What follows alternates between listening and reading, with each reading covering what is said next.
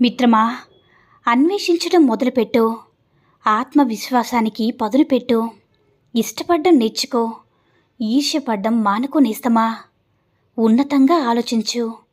ఊహకు అందేలా ఆచరించు. ఋతువుల మాదిరిగా జీవితాన్ని అనుసరించు నేస్తమా. ఎదగడం కోసం ఒకరితో పోల్చుకోకు.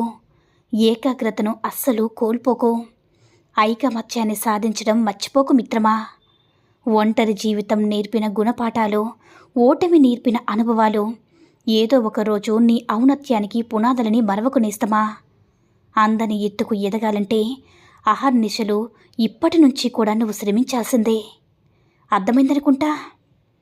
ఒక్క విషయాన్ని గుర్తించుకోనేస్తమా. నువ్వు నడిచే దారిలో నిన్ను విమర్శించే వాళ్ళు కొందరైతే, నిన్ను ఎగతాళి చేసి నవ్వుకునేవారు మరికొందరు. నీ బాటలో ముళ్ళు విసిరేది కొందరైతే, అడ్డంకులు సృష్టించేవారు మరికొందరు. నీ ఓటమికై ఎదురుచూసిన వాళ్ళెందరో మిత్రమా. నిన్ను బాధించే సమస్యలెన్ని చుట్టుముట్టినా నీ ఆశయ సాధనకై నువ్వు నడిచే బాటలో గమ్యం చేరే వరకు నీ గమనం ఆపక ముందుకు సాగిపో. మిత్రమా, ఒక కూతురు తన తండ్రిని హత్తుకున్నాడంటే అది ప్రేమ. ఒక అన్నయ్య ఒక చెల్లి ఇంటికి చేరుకున్నదా అని అడిగాడంటే అది ప్రేమ. ఒక అమ్మ తన బిడ్డకు ఏరుకోరి ఒక మంచి పండుని ఇచ్చిందంటే అది ప్రేమ.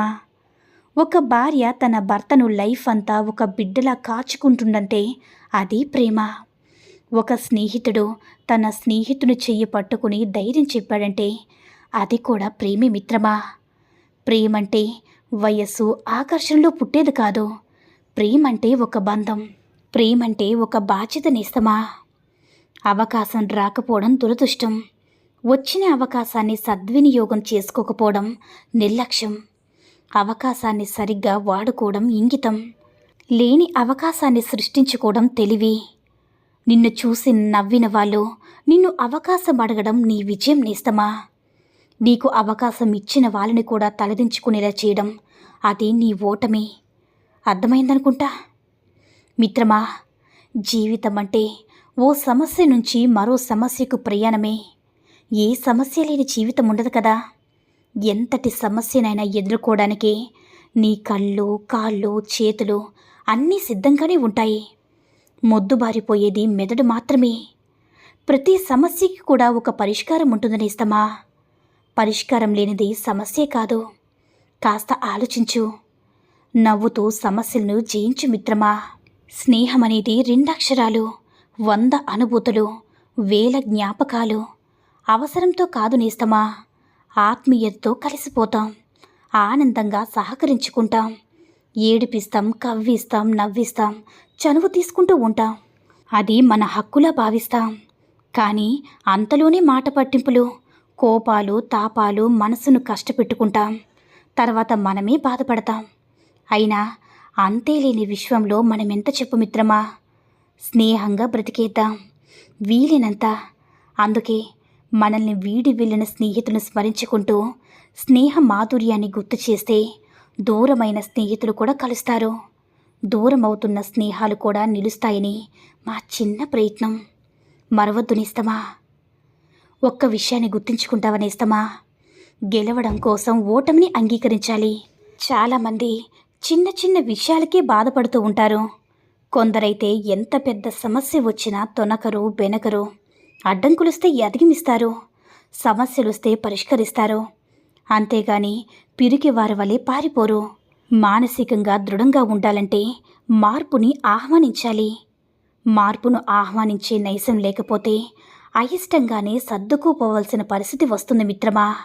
అది మీకు కష్టమే, ఎదుటివారికి కష్టమే. కాబట్టి మార్పుని ఆహ్వానించండి, ఆస్వాదించండి. ఇక రెండోదేంటంటే ఆగిపోకూడదు.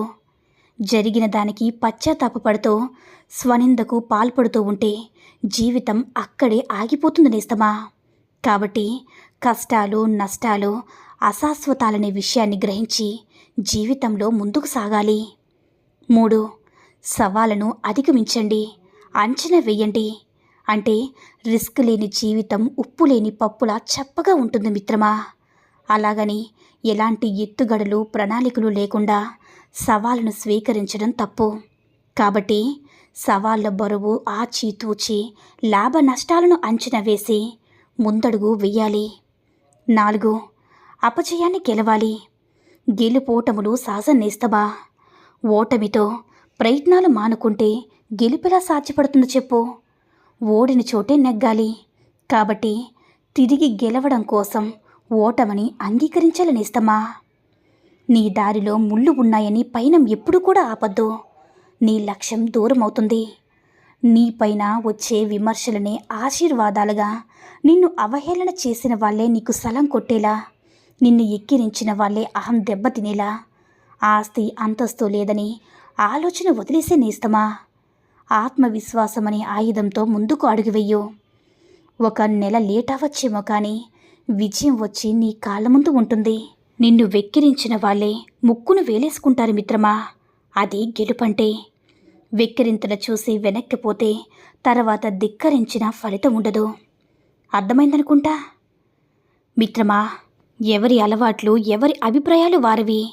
కానీ మళ్ళీ అప్పుడప్పుడు ఏమిటో జీవితం ఇలా అయిపోయిందని అనుకుంటూ ఉంటాము. దానికి బాధ్యులెవరో మనమే చేసుకున్నాము. నీ ఇంట్లో నువ్వు భార్య పిల్లలతో కలిసి ఉండు. గంజి నీళ్ళతో ఉల్లిపాయ నంజుకుని తిన్నా పర్వాలేదు. అప్పు చేయొద్దు నేస్తమా. మనిషికి ఇంతకు మించి జీవితమే లేదు. అలాగే మనిషికి జీవితాంతం తోడుండేవారు ఎవరు అని యక్షుడు ధర్మరాజుని అడిగాడు. ఎవరైనా ఈ ప్రశ్నకు భార్యను, భర్తను, పిల్లలను, పేరు ప్రతిష్టలను సమాధానం చెప్తారు.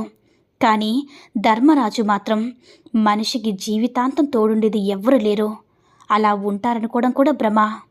అన్ని రకాల అనుబంధాల్లోనూ ఎవరు అవసరాలు వారుకుంటాయి. అందుచేతే మనిషికి నిజంగా జీవితాంతం తోడుండేది తన గుండె ధైర్యం తప్ప మరొకటి లేదని చెప్పాడు. ఈ ప్రపంచంలో తెలివైన వారెవ్వరైనా సరే అంగీకరించకుండా ఉండలేని విషయం ఇది కదా. మనిషికి నిజంగా కాపాడేది భక్తి, జ్ఞాన వైరాగ్యాలతో కూడిన గుండె ధైర్యమే నేస్తమా. కాదంటావా నేస్తమా. ఒక విషయాన్ని గుర్తుంచుకో మిత్రమా. నీకు కష్టమనిపించే నీ ఉద్యోగం ఒక నిరుద్యోగికి జీవితకాల స్వప్నం. నీకు విసుగు తెప్పించే నీ పిల్లలు పిల్లల్లేని దంపతులకి మొదటి స్వప్నం. నీకు లభించిన ఇల్లు అది చిన్నదైనా సరే నీడే లేని వారికి అద్భుత స్వప్నం నేస్తమా. నీ వద్ద లేని చిరు సంపాదన చిల్లి గవ్వ కూడా లేని వారికి ఊరటనిచ్చే స్వప్నం. ఆరోగ్యవంతమైన నీ జీవితం రోగికి అమృతమైన స్వప్నం. నీ ముఖంపై చిరునవ్వు విషాదగ్రస్తులకు దివ్యమైన స్వప్నం నేస్తమా. నీకు లభించిన వాటి పట్ల కృతజ్ఞతుడివై ఉండు. సంతృప్తికరమైన జీవితాన్ని అలవర్చుకునే భావాలతో జీవించు. అప్పుడే ఆనందమే నీ చిరునామాగా మారుతుంది. ఇదే జీవిత సత్యం నేస్తమా. భార్య భర్త కోసం ఆశించకూడని ఒక 3 విషయాలు ఇప్పుడు మనం తెలుసుకుందాం. 1. మీకోసం మీ భర్తను పూర్తిగా మారమని అస్సలు బలవంతం చేయవద్దు. వివాహ బంధం విజయవంతం కావాలంటే ఒకరి అభిప్రాయాలను మరొకరు గౌరవించాలని తెలుసుకోనేస్తమా. ఇక 2. మీరు కోరుకున్న సమయంలో మీరు కోరుకున్న పనికి మీ భర్త చెయ్యాలని ఆశించరాదు. ప్రతి ఒక్కరికి వారి సొంత పని ముఖ్యమైన పని అనేది గుర్తించాలి, గ్రహించాలి కూడా. ముఖ్యంగా మీ భర్త ఉద్యోగ బాధ్యతలను కూడా నువ్వు గుర్తించాలని ఇస్తామా. ఇక 3. మిమ్మల్ని ఎల్లప్పుడూ మీ భర్త ప్రశంసించాలని అనుకోవడం పొరపాటు. మీరు చేసే ప్రతి పని మీ భర్త మెచ్చుకోకపోతే మిమ్మల్ని అగౌరవపరిచినట్టు కాదని నువ్వు గుర్తించాలని ఇస్తామా. ఈ 3 లక్షణాలు కూడా నువ్వు తెలుసుకుంటే నీ భర్తను మరింత సంతోషపెట్టే వాళ్ళవవుతావు. అర్థమైందనుకుంటా. ఈ వీడియో నచ్చినట్లయితే లైక్ చేసి షేర్ చేయండి. మరిన్ని వీడియోస్ కోసం మన ఛానల్ని సబ్స్క్రైబ్ చేసుకుని మాకు కొంచెం సపోర్ట్ చేయండి. ధన్యవాదములు.